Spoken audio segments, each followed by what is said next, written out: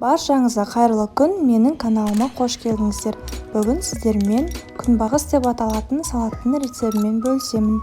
Ең алдымен бізге суда піскен тауықтың төс еті қажет. Оны видеода көрсетілгендей тарелкамыздың ең бетіне орналастырамыз. Оның үстінен майонез, армен қарай бізге үкіштен өткізілген картоп қажет. Картопымызды тауықтың үстіне қойып шығамыз. Және де шанышқының көмегімен бетін біркелкі етіп, тегістетіп басып шығамыз.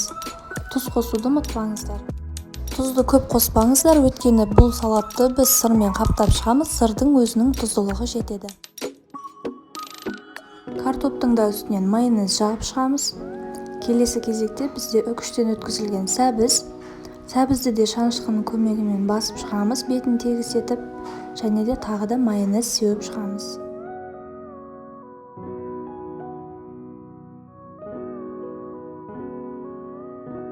Келесі кезекте бізде жұмыртқа, және де оның да үстінен майонез сеуіп шығамыз.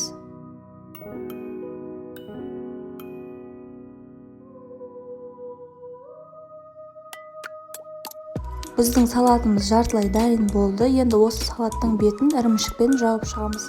Үкіштің ең майда өткізетінен өткіземіз. Және де видеода көрсетілгендей майонездің көмегімен тор көздер жасаймыз.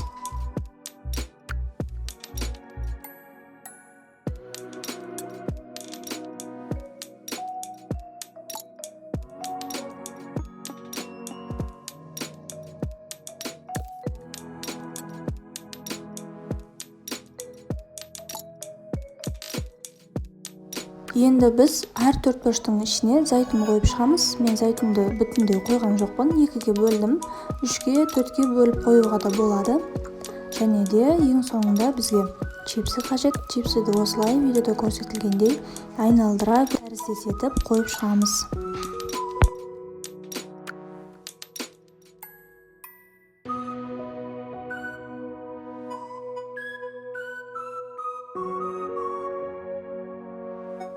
Салаттың ең шетіне мен картошка пай қойып шықтым.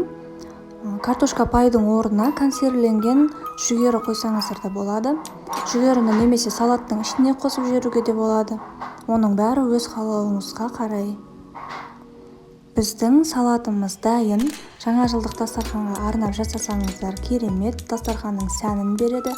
Өзі салаттың дәмі өте нәзік, дәмді, сіздердің көңілдеріңізден шығады деген ойдамын.